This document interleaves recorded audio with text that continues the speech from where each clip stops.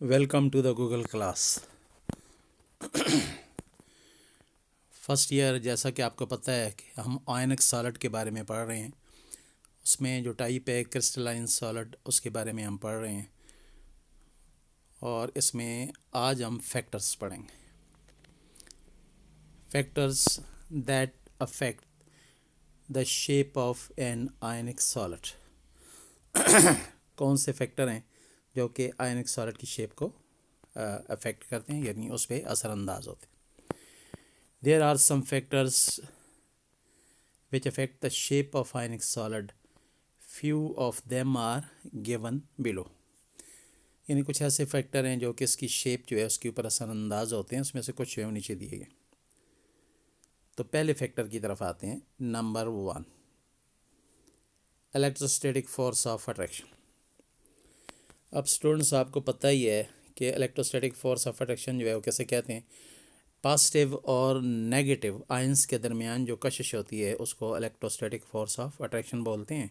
और जहन में सोडियम क्लोराइड ले आए अगर, तो सोडियम क्लोराइड में Na पॉजिटिव होता है, Cl नेगेटिव होता है। तो एक कैटाइन है, एक एनाइन है, दोनों के दरमियान जो अट्रैक्शन है उसको हम इलेक्ट्रोस्टैटिक फोर्स ऑफ अट्रैक्शन बोलते हैं। अब इलेक्ट्रोस्टैटिक फोर्स ऑफ अट्रैक्शन के अंदर क्या है। आयनिक crystals which are formed between cation and anion, which are strongly held together due to electrostatic force। तो आयनिक क्रिस्टल जो होते हैं वो कैटाइन और एनाइन के दरमियान जो कशिश होती है इलेक्ट्रोस्टैटिक फोर्स ऑफ अट्रैक्शन से कहते हैं, उसकी वजह से स्ट्रांगली हेल्ड टुगेदर होते हैं। यानी आयन आपस में क्लोज जुड़े हुए होते हैं, क्योंकि एक ताकत है जो उन्हें खींच रही है, उसका नाम electrostatic force of attraction. Next, the strength with which these ions are held together is known as lattice energy।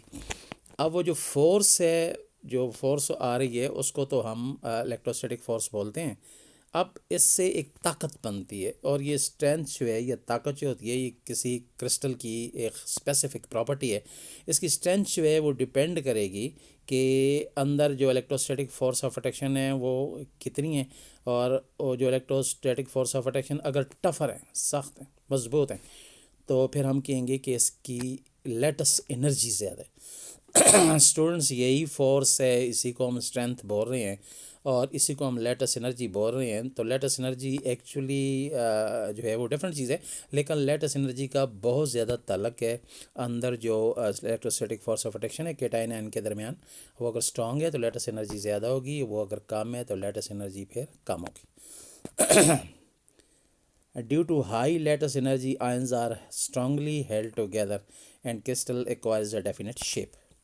अब कहते हैं कि अगर ज़्यादा लेटस एनर्जी है, यानी electrostatic force of attraction cation and ion के दरमियान ज़्यादा है, like sodium chloride Na positive Cl negative के दरमियान अट्रैक्शन अगर ज़्यादा है, तो आयन सख्ती से जुड़े होंगे, स्ट्रांगली हेल्ड टुगेदर। और इसकी वजह से क्रिस्टल जो है it acquire a definite shape, यानी क्रिस्टल की एक शक्ल जो है वो अख्तियार करेगा, यानी उसकी ख़ास शक्ल होगी। तो पूरे पैराग्राफ में ये है कि आयनिक क्रिस्टल जो होते हैं कैटाइन एनाइन की स्ट्रांगली जो फोर्स होती है उनके दरमियान इलेक्ट्रोस्टैटिक फोर्स, उसकी वजह से आपस में जुड़े होते हैं। और ये आयन जो हैं बड़े सख्त तरीके से टफ तरीके से आपस में जुड़े होते हैं। तो यानी इसकी फिर तोड़ने की जो एनर्जी होगी वो भी ज़्यादा होगी, इसको लेटस एनर्जी बोलते हैं। और लेटस एनर्जी हाई होगी अगर आयंस के दरमियान फोर्स अट्रैक्शन ज़्यादा है, और अगर ज़्यादा होगी तो फिर एक सॉलिड जो है या वो आयन मिलके ख़ास शक्ल बना रहे होंगे, जिसे हम क्रिस्टलाइन शेप कहते हैं या क्रिस्टल की शेप बोलते हैं। तो इसका मतलब ये है कि इलेक्ट्रोस्टैटिक फोर्स ऑफ अट्रैक्शन जो है वो एक फैक्टर है जो कि शेप पे असरअंदाज हो रही है आयनिक क्रिस्टल की।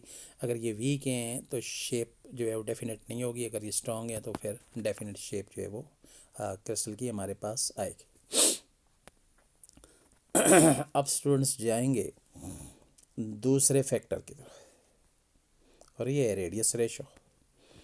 अब रेडियस रेशो जो है, रेडियस रेशो क्या है, इसके बारे में हम बात करेंगे। आपको पता है स्टूडेंट कि अभी बात जो है वो डिस्कस हो रही है कि हमारे पास जो आयंस हैं Na पॉजिटिव और Cl नेगेटिव, ये मिल के सोडियम क्लोराइड में, तो सोडियम क्लोराइड का क्रिस्टल बना रहे हैं। तो ज़ाहिर है फिर एक जो है उसमें उसको आप कैटायन बोलेंगे और दूसरे को फिर आप एनायन बोलेंगे। तो ये जो कैटायन और एनायन है इनका कोई साइज़ भी होगा और इनका साइज़ जो है उसका कोई हर एक का रेडियस भी होगा, यानी कैटायनिक रेडियस भी होगा और एनायनिक रेडियस भी होगा। स्टूडेंट याद रखें कि कैटायन जो है अमूमन इलेक्ट्रॉन देता है, डेफिनेटली उसका साइज़ छोटा होता है, उसका रेडियस भी छोटा होता है और आयनिक रेडियस, और एनायन इलेक्ट्रॉन लेता है ज़ाहिर है तो उसका साइज़ भी बड़ा होगा, तो उसका आयनिक रेडियस भी बड़ा होगा। तो कैटायन का रेडियस छोटा होता है, एनायन का रेडियस यूजुअली बड़ा होता है। अब इनके रेडियस के दरमियान जो रेशो आएगी उसको हम स्टडी करेंगे कि दो आयंस के दरमियान रेशो जो है वो कितनी होती है, और अगर ज़्यादा हो रेशो तो क्या होगा, शेप के ऊपर क्या असरअंदाज होगा, क्रिस्टल के ऊपर क्या असरअंदाज होगा, असर होगा उसका। और अगर रेडियस रेशो दो कैटायन एनायन के दरमियान कम है तो फिर इसका जो है वो क्या असर होगा, इसके बारे में हम यहाँ पे पढ़ेंगे। Radius ratio number 2, the ionic crystal cations are surrounded by anions. कहता है जो आयनिक क्रिस्टल है इसमें कैटायन के बाहर एनायन होते हैं। आपने देखा था कल, हमने पिछले लेक्चर में पढ़ा था कि सोडियम अगर कैटायन है ब्लैक बॉल था और एनायन जो है उसको सराउंड कर रहे थे, वो 6 थे, चार कोनों पे, एक ऊपर और एक नीचे। ये पिछले लेक्चर में हमने पढ़ा है। Generally cations are smaller in size than anion. अभी मैं पहले बात कर चुका हूँ कि कैटायन चूँकि इलेक्ट्रॉन देते हैं तो उसका साइज छोटा होता है और एनायन जो है वो इलेक्ट्रॉन लेता है तो उसका साइज जो है वो फिर बड़ा होगा। The anions around the cations are located in such a way that they are at suitable distance from each other to avoid the repulsion between the anions. कहता है जी कैटायन के बाहर एनायन कुछ इस तरह अरेंज होते हैं कि वो आपस में रिपल्शन ना कर सकें। तो फिर आपने देखा था सोडियम का Na+ कैटायन था और उसके बाद जो 6 एनायन थे वो इस तरह लोकेटेड थे कि चार कोनों पे गए हुए थे, एक अपर गया हुआ था प्लेन से और एक प्लेन से नीचे गया हुआ था यानी एक दूसरे से मैक्सिमम डिस्टेंस पे थे ताकि ये एनायन जो हैं यानी क्लोराइड आयन सोडियम के बाहर आपस में रिपल्शन ना करें। तो उनकी एकोमोडेशन इस तरीके से होती है। This number is called as coordination number. अब कैटायन के बार जो एनायन उसको सराउंड्स कर रहे हैं वो जितनी तादाद में होंगे वही क्रिस्टल का कोऑर्डिनेशन नंबर होगा। तो सोडियम क्लोराइड में अगर आप आ जाएं तो सोडियम Na+, उसके बाद क्लोराइड आयन जो एनायन है 6 उसको सराउंड कर रहे हैं तो कोऑर्डिनेशन नंबर पर 6 होगा। और एन रिटर्न क्लोराइड एक आयन को 6 कैटायन जो हैं वो सराउंड कर रहे होंगे तो उसका कोऑर्डिनेशन नंबर भी 6 होगा, यानी 6 रेशो दोनों के दरमियान आती है। सिंपल कर लें तो 1:1 आ जाती है। The coordination number is related with relative size of cation and anion called as radius ratio. अब रेडियस रेशो पे हम पहुँचे हैं जो हमारा टॉपिक है इस सेगमेंट्स का। रेडियस रेशो कैसे कहते हैं? The coordination number is related with relative size of cation and anion. Coordination number जो है वो कैटायन और एनायन का जो आपस में साइज़ है, यानी एक का छोटा होगा एक का बड़ा होगा, तो उससे रिलेट करके कोऑर्डिनेशन नंबर जो है वो निकाला जाता है। तो उनके साइज़ को अगर आप रिलेट करेंगे एक दूसरे से तो ज़ाहिर साइज़ जो है वो आयनिक रेडियस की शक्ल में आएगा। तो दोनों के आयनिक रेडियस जो है उनको आप रिलेट करेंगे तो ज़ाहिर एक छोटा एक बड़ा, तो फिर उसको हम रेडियस रेशो बोलेंगे कि दो आयन हैं और उनका आयोनिक रेडियस जो है उनके दरमियान रेशो जो है वो क्या आ रही है। Which is the ratio of size of cation to the anion. जो कैटायन और एनायन के दरमियान जो है रेशो होगी उसको हम रेडियस रेशो बोलेंगे। For example in case of sodium chloride, अब सोडियम क्लोराइड में आप देखें the radius ratio of Na+ to Cl- is 0.54 which has coordination number of 6, and acquire an octahedral crystal structures। अब यहाँ पे आ जाएं तो आपके पास 0.54 जो है ये आया हुआ है। इसका मतलब ये है कि ये रेडियस रेशो है किसकी, सोडियम और क्लोराइड आयन की आपस में। और इनका जो कोऑर्डिनेशन नंबर है वो आपको पता है 6 आ रहा है। और 6 कोऑर्डिनेशन नंबर की वजह से जो है वो अगर सेंटर में एक कैटायन है बाहर 6 9 हो तो उससे जो शक्ल बनती है उसको ऑक्टाहेड्रल स्ट्रक्चर्स बोलते हैं। तो हमने पिछले लेक्चर में डिटेल से पढ़ा था कि ब्लैक बॉल सेंटर में है और 6 रेड बॉल जो है उसको सराउंड कर रहे हैं, 4 कोनों पे एक ऊपर एक नीचे, तो इसको हम ऑक्टाहेड्रल स्ट्रक्चर्स बोलते हैं। यानी 6 कोऑर्डिनेशन नंबर वाला जो हमारे पास कंपाउंड आएगा उसमें जो उसकी शेप बनेगी वो फिर ऑक्टाहेड्रल शेप होगी। अब हम आगे जाएंगे। Some example of radius ratio and crystal structures are given below in the table. तो स्टूडेंट नीचे टेबल ज़ाहिर आपको नज़र आ रहा है। इस टेबल में यहाँ पे हम जो रेशो है रेडियस रेशो उसको डिस्कस करेंगे और साथ फिर शेप भी आएगी और स्ट्रक्चर भी आएगी, कोऑर्डिनेशन नंबर भी आएगा। आखिर में देखें लास्ट में तो फिर एग्जांपल भी आएंगे कि कौन कौन से कंपाउंड हैं। कुछ एग्जांपल दिए हुए हैं, कुछ की नहीं दिए। स्टूडेंट पहले खाने में आ जाएं, रेडियस रेशो। अब रेडियस रेशो में अगर आप देखें तो लेस देन 0.155, यानी रेडियस रेशो जिनकी कम आ रही है 0.155 से, तो उनके साथ दो कोऑर्डिनेशन दो यानी केटाइन के साथ दो एनाइन होंगे बाय, और कोऑर्डिनेशन नंबर उसका 2 होगा, और ये अनस्टेबल जो है वो कंपाउंड होगा। स्ट्रक्चर इसकी लीनियर होगी, और इसकी एग्जांपल आगे देखें कि एग्जांपल जो है इसने यहाँ पे कोट नहीं की हुई, एग्जांपल इसकी नहीं है, दी हुई नहीं है। अब दूसरे में देखें 0.155-0.225, इसमें केटाइन के बारे 9 होंगे, कोऑर्डिनेशन नंबर 3 होगा, ये भी अनस्टेबल कंपाउंड होगा, लेकिन शक्ल में ट्रायंगुलर प्लानर शेप का होगा। तो यहाँ पे नन जी इसकी भी एग्जांपल जो है वो दी हुई नहीं है।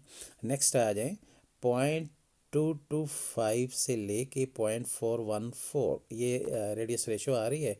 तो फिर कोऑर्डिनेशन नंबर 4 होगा, यानी कि टाइन के बाद 4 एनाइन इसको सराउंड कर रहे होंगे, ये स्टेबल होगा और टेट्राहेड्रल स्ट्रक्चर होगी, 4 कोनों में होंगे और टेट्राहेड्रल स्ट्रक्चर होगी। इसमें मिसाल देख लें, एक जिंक सल्फाइड नज़र आ रहा है और दूसरा कॉपर क्लोराइड। तो ये इसकी मिसालें जो हैं वो साथ साथ आ रही हैं। नेक्स्ट में 0.414 रेडियस रेशो देखें, 0.414 से लेके 0.732। अब इसमें कोऑर्डिनेशन नंबर देखें 6 आ रहा है, ये स्टेबल होगा और शक्ल ऑक्टाहेड्रल होगी, और मिसाल सोडियम क्लोराइड की है और मैग्नीशियम ऑक्साइड की। तो स्टूडेंट्स आपने देख लिया, ज़्यादातर हम सोडियम क्लोराइड की एग्जांपल पढ़ते हैं, उसी को कोट भी करते हैं। तो यहाँ पे इम्पॉर्टेंट यही है कि सोडियम क्लोराइड आपने अभी देख लिया, इसकी शक्ल ऑक्टाहेड्रल, वो भी आपने देखी कैसे, क्योंकि कोऑर्डिनेशन नंबर 6 है जी, सेंटर में एक केटाइन है, बाहर 6 एनाइन है, 4 कोनों में है और एक ऊपर है, एक प्लेन के नीचे है। तो कोऑर्डिनेशन नंबर 6 है और इनका रेडियस रेशो जो है वो इन बिटवीन आ रहा है। तो ये अभी ऊपर आप रेडियस रेशो जो है इन दोनों की पढ़ के आए हुए हैं, तो वो 0.414 और 0.732 के दरमियान आती। स्टूडेंट लास्ट में टेबल में आप लेफ़्ट साइड पे रेडियस रेशो देखें तो 0.732 से लेके 1 तक कहते हैं। इसमें फिर सेंटर में एक केटाइन होगा, बाहर 8 एनाइन हो, इसका मतलब ये है कि 8 कोऑर्डिनेशन नंबर होगा, ये भी स्टेबल कंपाउंड होगा, और इसकी शक्ल जो बनेगी उसको हम क्यूबिक बोलेंगे। 8 का मतलब आप समझ गए होंगे, 4 ऊपर वाले कॉर्नर में, 4 नीचे वाले कॉर्नर में। क्यूब आपको याद होगी, जैसे मैंने कहा था चीनी का दाना होता है, जैसे मैंने कहा था कोई ब्लॉक होता है, जैसे मैंने कहा था कोई कमरा होता है, तो उसके 4 कोने ऊपर छत पे होते हैं, 4 फर्श पे नीचे कोने बनते हैं, कॉर्नर्स बनते हैं, तो इसको हम क्यूबिक बोलते हैं। तो ये भी आपने बड़ा डिटेल से पहले पढ़ा हुआ है। अब सीजियम क्लोराइड इसकी बेस्ट एग्जांपल है, सीजियम क्लोराइड। तो ये कंपाउंड है, तो इसके अंदर जो है वो 8 कोऑर्डिनेशन नंबर यानी 8 एनाइन लगे होते हैं केटाइन के साथ। तो यहाँ पे टेबल में आपने बड़ा डिटेल से पढ़ा जी कि रेडियस रेशियो यानी एक पॉजिटिव है, एक नेगेटिव है, केटाइन है, एक एनाइन है, उनके दरमियान रेडियस रेशियो क्या आ रही है। एक तो ये पढ़ा, दूसरा कोऑर्डिनेशन नंबर आपने पढ़ा कि जी केटाइन के साथ एनाइन कितने लगे हैं, 2 लगे हैं, 3 लगे हैं, 4 लगे हैं, 6 लगे हैं या 8। फिर आगे स्ट्रक्चरें भी पढ़ी कि उनकी स्ट्रक्चरें कैसी हैं, तो क्यूबिक है, लीनियर है, ट्रायंगुलर है, ऑक्टाहेड्रल है, कैसे। फिर एग्जांपलें भी जिनकी दी हुई हैं वो आपने पढ़ी कि फ़लाँ जो कंपाउंड है उसके अंदर ये स्ट्रक्चर आ रही है और ये कोऑर्डिनेशन नंबर जो है वो चल रहा है। तो it was all about the structure, और उसके बारे में जो रेडियस रेशो है कुछ क्रिस्टलाइन कंपाउंड का, ये सारा कुछ हमने उसके बारे में जो है वो पढ़ा है बड़ी डिटेल के साथ। तो स्टूडेंट्स अब हम नेक्स्ट आर्टिकल पे जाएंगे, और नेक्स्ट आर्टिकल जो है वो आपको नज़र आ रहा होगा, इफ़ेक्ट ऑफ टेम्परेचर, यानी तीसरे फैक्टर पे चल, थर्ड फैक्टर। और तीसरा फैक्टर जो है वो इफ़ेक्ट ऑफ टेम्परेचर। टेम्परेचर का क्या इफ़ेक्ट है जी। अब टेम्परेचर का इफ़ेक्ट का मतलब ये होगा कि जब हम क्रिस्टलाइन सॉलिड बना रहे हैं तो उस वक्त टेम्परेचर जो है वो कैसा होगा क्रिस्टलाइन सॉलिड के बनते वक्त। तो याद रखें क्रिस्टलाइन सॉलिड जो है वो इस तरीके से भी बनता है कि हम क्रिस्टलाइन जो कंपाउंड है साल्ट है लाइक सोडियम क्लोराइड उसको हम पानी में हल करके और उसका सुपर सैचुरेटेड सोल्यूशन जो है वो तैयार करें गर्म करके और फिर उसके बाद उसको ठंडा होने दें कूलिंग करने दें। तो फिर वो कूलिंग करेगा तो फिर उससे क्रिस्टल उसके अंदर बनेंगे, इसे क्रिस्टलाइजेशन कहते हैं, ये पहले भी पढ़ा है हमने। अब अगर हम सोडियम क्लोराइड का ये चीज़ सुपर सेचूरेटेड सोल्यूशन बना लेते हैं यानी पानी को खूब गर्म करते हैं सोडियम क्लोराइड खूब डालते हैं उसमें गाढ़ा सोल्यूशन तैयार कर देते हैं फिर उसको हम ठंडा होने देते हैं। तो यहाँ से मैं बात शुरू करूँगा जी कि जब हम ठंडा होने देते हैं उसको तो ठंडा होने में ये होगा कि क्या आप उसको अचानक एकदम तेज़ी से ठंडा करेंगे या वेरी स्लो, ये कूलिंग होगी कैसे, इन दो पे देखें। फिर सोडियम क्लोराइड का गाढ़ा सोल्यूशन तो बना दिया है सोडियम क्लोराइड को पानी में हल करके, कूलिंग अब आप कर रहे हैं तो उस गर्म को आप ठंडा कर रहे हैं तो अचानक फ़ौरन उसे ठंडा कर देंगे फ्रीज़र में रख के या ऐसा ऐसा उसे खुद बहुत ठंडा होने देंगे। अगर आप उसे आहिस्ता आहिस्ता ठंडा होने देंगे तो उसके अंदर जो आयन पार्टिकल्स हैं वो प्रॉपर पोजीशन में आपस में सेट होके एक डेफिनेट शेप बनाएंगे, ख़ास शक्ल बनाएंगे, लेटस बनाएंगे, ख़ास शक्ल बनाएंगे और इस तरीके से प्रॉपर टेम्परेचर जो है उनको जो है वो मिल रहा है और उससे क्रिस्टल फॉर्मेशन भी प्रॉपर हो रही है यानी ख़ास तरतीब से आयन आपस में सेटल होंगे जुड़ेंगे, इलेक्ट्रोस्टैटिक फोर्सेस उनमें पैदा होंगी तो वो सुपर सेचूरेटेड सोल्यूशन ठंडा होकर उसमें सॉलिड बन जाएगा, क्रिस्टल आ जाएंगे और वो ख़ास शक्ल के होंगे। अब फ़र्ज़ किया आपने जो सुपर सेचूरेटेड सोल्यूशन बनाया तो उसको अचानक फ़ौरन फ्रीज़र में रख के फ़ौरन ठंडा किया, जब आप उसे फ़ौरन ठंडा करेंगे तो उसके आयन जिधर हैं उधर ही वहाँ पे फ्रीज़ हो जाएंगे, जम जाएंगे। तो उनके अंदर सेटिंग की जो तरतीब कोई नहीं होगी, जो पार्टिकल है लाइक सोडियम आयन क्लोराइड है तो किसी तरतीब से वो आपस में नहीं जोड़ पाएंगे।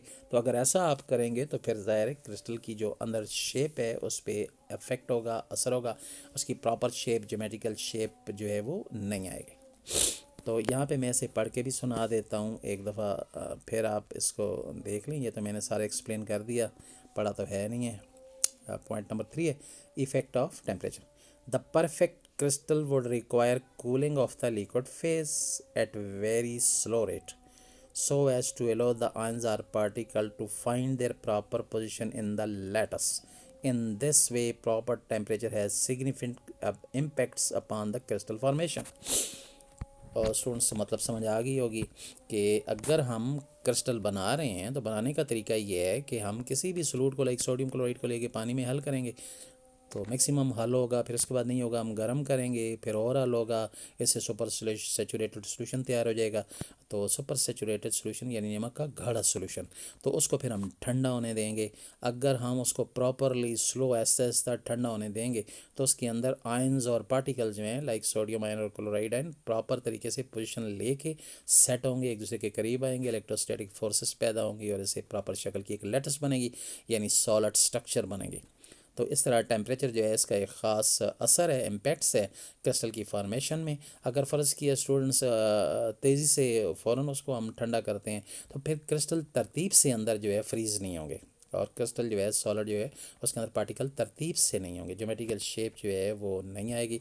इसका मतलब ये है कि टेम्परेचर का एक बहुत बड़ा ताल्लुक है क्रिस्टल फॉर्मेशन में, क्रिस्टलाइजेशन प्रोसेस में और क्रिस्टल के बनने में। यानी हम किसको रिकमेंड करेंगे जी, स्लो रेट हो यानी टेम्परेचर जो है उसको हम किसी भी चीज़ को उसके क्रिस्टल बनाना चाहते हैं तो उसके गाढ़े सोल्यूशन को हम आहिस्ता आहिस्ता ठंडा करेंगे ताकि प्रॉपर पोजीशन से क्रिस्टल जो है वो बन सके। तो ये तो बड़ा हमने डिटेल से पढ़ लिया जी कि क्रिस्टल बनते कैसे हैं और उसमें जो टेम्परेचर है उसका जो है वो इफ़ेक्ट क्या है। अब हम स्टूडेंट्स आगे जाएंगे चौथे इफ़ेक्ट की तरफ और ये चौथा इफ़ेक्ट जो है वो आपको नज़र आ रहा है और इसमें आप देखें तो ये चौथा इफ़ेक्ट ऑफ इम्प्योरिटी। अब स्टूडेंट हमने क्रिस्टल बनाने हैं तो क्रिस्टल बनाने का तरीका आपको पता है कि वो सोडियम क्लोराइड या किसी भी साल्ट को हम पानी में उसका सोल्यूशन बनाते हैं, फिर क्रिस्टल तब बनते हैं। अभी मैंने उस पर लंबी चौड़ी बात की है। अब अगर हमारे पास कोई सॉल्यूट है या क्रिस्टलाइन सॉलिड है जिसके हम क्रिस्टल बनाने जा रहे हैं, उसको पानी में हम हल करते हैं लेकिन उसके अंदर इम्प्योरिटी है, वो प्योर है ही नहीं, ना खालस है लाइक सोडियम क्लोराइड है लेकिन उसमें यूरिया पड़ा हुआ है, अब वो तो खालस है ही नहीं है। अब वो खालस नहीं तो आपको पता है उसके अंदर इम्प्योरिटीज़ है, तो अब क्रिस्टल उस तरह तो नहीं बनेंगे, शेप वो तो नहीं होगी जो उसकी ऑक्टाइडल शेप हमने बताई थी और ख़ास तरीका बताया था, वो तो नहीं होगी, क्योंकि उनके सोडियम क्लोराइड के अंदर सोडियम आयन है और क्लोराइड आयन है, तो वो अपनी पोजीशन संभालेंगे ऑक्टाइडल शेप बनाने के लिए। केटायन सेंटर में आएगा और 6 एनायन क्लोराइड जो है उसको सराउंड करेंगे, चार चार कोनों पे, एक ऊपर और एक नीचे। लेकिन दरमियान में जो खाली जगह होगी तो सोडियम क्लोराइड के अंदर जो इम्प्योरिटीज़ है, दूसरा को कंपाउंड अंदर मिला हुआ है, तो दरमियान में जो खाली जगह है आपको पता है स्पेस में, तो वो घुस जाएंगे जो दूसरा कंपाउंड है अंदर जो मिक्स हो गया सोडियम क्लोराइड में, कसाफत है बतौर गंदगी उसमें शामिल हो गए, फालतू चीज़ शामिल हो गए, तो वो तो सोडियम क्लोराइड इनके दरमियान घुसेगा और उनकी शक्ल को डिफेक्टिव बनाएगा, उनकी शक्ल को के अंदर डिफेक्ट पैदा करेगा। दरमियान में सोडियम और क्लोराइड के दरमियान जो खाली स्पेस है, होल है, उसके अंदर वो चला जाएगा और सोडियम क्लोराइड की जो स्ट्रक्चर होगी उसको डिफेक्टिव बना देगा, यानी वो शक्ल जो हम एक्सपेक्ट कर रहे हैं ज्योमेट्रिकल शेप लाइक ऑक्टाइडल वो या एफसीसी, वो शेप हमारे पास नहीं आएगी। तो ये तो डिटेल से हमने पढ़ लिया। अब ज़रा इस चौथे को रीड भी करते हैं। इफ़ेक्ट ऑफ इम्प्योरिटी, यानी अगर हम क्रिस्टल बनाने जा रहे हैं तो हमारा जो साल्ट है वो प्योर नहीं है, तो फिर क्या होगा। कहते हैं if there are impurities in the solution, ज़रा सोल्यूशन है, नमक का आपने बनाया तो उसमें इम्प्योरिटीज़ हैं, साल्ट जो अंदर हल्की है वो गंदा है, साफ़ है ही नहीं, तो फिर आप from which the crystallisation of the substance to be carried out, इसी से तो आपने क्रिस्टलाइजेशन करना, क्रिस्टल बनाने, रिजल्टिंग क्रिस्टल हैव डिफेक्ट्स, जो क्रिस्टल आगे बनेंगे तो उनमें तो डिफेक्ट आएगा और इसको हम कहते हैं कॉल्ड एज क्रिस्टल डिफेक्ट, इसको हम क्रिस्टल डिफेक्ट बोलेंगे, यानी क्रिस्टल के अंदर डिफेक्ट आएगा, उसकी स्ट्रक्चर वो नहीं होगी। The impurities particle will fit into the holes of crystal lattice causing a defect in the crystal structure। तो इसका मतलब ये है कि जो सोडियम क्लोराइड फ़र्ज़ किया उसमें यूरिया आ गया, तो यूरिया के पार्टिकल सोडियम और क्लोराइड इनके दरमियान घुस के स्पेस में या होल में और उसकी शक्ल को डिफेक्टिव बना देंगे, इसे हम क्रिस्टल डिफेक्ट बोलते हैं। तो अब आपको समझ आ गई होगी कि क्रिस्टल बनाते वक्त अगर आपके पास जो क्रिस्टल आ रहा है उसमें अगर कोई चीज़ शामिल हो गई है, गंदगी शामिल हो गई है, तो उसकी शक्ल वो नहीं आएगी जो शक्ल आप एक्सपेक्ट कर रहे हैं। जैसे कि हम पहले पढ़ के हैं, सोडियम क्लोराइड की एक ख़ास शक्ल होती है और ये शक्ल आपको पता है 3 डायमेंशन होती है, और अगर आप इसको क्यूबिक शेप बनाता है और आपको पता ही है कि अगर इसमें 10% यूरिया की इम्प्योरिटी डाल दें तो फिर ये नीडल लाइक बनाता है, इसका मतलब ये शेप जो है वो चेंज ही हो जाती है। तो ये पहले भी हम पढ़ के हैं, ये कोई नया नहीं है, इसको सिर्फ एज एन आर्टिकल हमने यहाँ पे नया पढ़ा है। Next,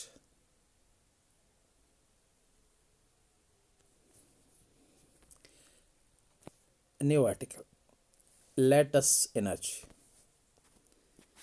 now what is latus energy.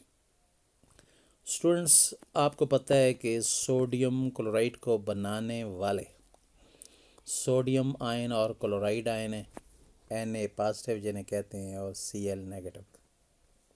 अब इनको हम यूनिट सेल कहते हैं, उनकी आपस में कशिश होती है, इलेक्ट्रोस्टैटिक फोर्स ऑफ अट्रैक्शन होती है, उसकी वजह से ये हेल्ड टुगेदर होते हैं, एक सॉलिड स्ट्रक्चर बनाते हैं। उस सॉलिड स्ट्रक्चर को हम लैटस बोलते हैं, उसको क्या बोलते हैं, लैटस। अब लैटस तो समझ आ गई कि सॉलिड स्ट्रक्चर है। लैटस एनर्जी का क्या मतलब है, तो स्टूडेंट लैटस एनर्जी का ये मतलब होगा जब सोडियम आयन और क्लोराइड आयन आपस में मिल के, जो कि गैसियस आयन है, आपस में मिल के यानी इलेक्ट्रोस्टैटिक फोर्सेस से वो आपस में जोड़ के और सॉलिड स्ट्रक्चर बनाएंगे। तो ये तो गैसियस आयन थे, पहले मूव कर रहे थे, अब इलेक्ट्रोस्टैटिक फोर्सेस ऑफ अट्रैक्शन से हेल्ड टुगेदर होंगे, मूव तो नहीं करेंगे, तो ये अपनी एनर्जी निकाल देंगे और ये एनर्जी निकलेगी तो इसको हम फिर लैटस एनर्जी बोलेंगे। इसका मतलब ये है कि सोडियम क्लोराइड जब बन रहा होता है क्रिस्टल, तो उस वक्त जो एनर्जी निकल रही होती है, प्रोसेस एक्सोथर्मिक होता है, एनर्जी जो निकल रही होती है गैसियस आयन रिलीज़ करके सॉलिड में कन्वर्ट हो रहे होते हैं, उसको लैटस एनर्जी बोलते हैं। और फिर टेक्निकल डेफिनेशन जो है वो आ जाएगी कि लैटस एनर्जी वो एनर्जी होगी जब 1 मोल सोडियम क्लोराइड का क्रिस्टल लैटस बने। तो 1 मोल का मतलब ये है कि NaCl का वज़न आप निकाल लें, Na23 है, Cl 35.5 है, तो टोटल बन जाता है जी 58.5 ग्राम और ये 1 मोल होगा। इसका मतलब 1 मोल सोडियम क्लोराइड का मतलब 58.5 ग्राम, 58.5 ग्राम, इसको हम 1 मोल ऑफ सोडियम क्लोराइड कहेंगे। जब ये बना था उस वक़्त जो एनर्जी निकली थी, प्रोसेस एक्सोथर्मिक था, उसको लैटस एनर्जी बोलते हैं। तो ये तो आ गया जान जी लेटेस्ट एनर्जी क्या है। तो इसको हम लेटेस्ट एनर्जी फॉर्मेशन कह सकते हैं कि बन रहा है। स्टूडेंट अब इसको किसी और तरीके से भी हम डिफाइन कर सकते हैं कि 1 मोल सोडियम क्लोराइड हम बना नहीं रहे। 1 मोल सोडियम क्लोराइड स्टूडेंट्स हमारे पास बना हुआ है, ऑलरेडी बना हुआ है, और इसको अब हम तोड़ने जा रहे हैं। तो 1 मोल सोडियम क्लोराइड को तोड़ेंगे तो जितनी एनर्जी हम लगाएंगे उसको भी लेटेस्ट एनर्जी ही बोलेंगे, लेकिन इसका नाम होगा लेटेस्ट एनर्जी डिसोसिएशन, क्योंकि अब टूट रहा है। तो पहले जब बन रहा था तो लेटेस्ट एनर्जी फॉर्मेशन, अब टूटेगा 1 मोल तो लेटेस्ट एनर्जी डिसोसिएशन। और स्टूडेंट याद रखना दोनों साइडों पे जो वैल्यू आएगी एनर्जी की वो सेम आएगी, और इसको हम किलो जूल पर मोल जो है उसमें लिखेंगे। किस में लिखेंगे? किलो जूल पर मोल में। और इसकी जो वैल्यू आएगी दोनों तरफ सेम आएगी। यानी आप 1 मोल सोडियम क्लोराइड बनाएं, जितनी एनर्जी निकलेगी, तो 1 मोल सोडियम क्लोराइड को तोड़ें तो इतनी एनर्जी आपको लगाना पड़ेगी। दोनों को हम कहेंगे लेटेस्ट एनर्जी। एक लेटेस्ट फॉर्मेशन एनर्जी हो जाएगा, एक लेटेस्ट डिसोसिएशन एनर्जी हो जाएगा, और दोनों की वैल्यू बराबर आएगी, और दोनों के साथ जो यूनिट यूज़ करेंगे वो किलो जूल होगी। अब वो वैल्यू जो है आपके पास क्या आएगी, तो नेक्स्ट लेक्चर में हम डिटेल के साथ लेटेस्ट एनर्जी को जो है वो इंशाल्लाह पढ़ेंगे। तो आज के लिए इतना काफ़ी है। थैंक यू, अल्लाह हाफ़िज़।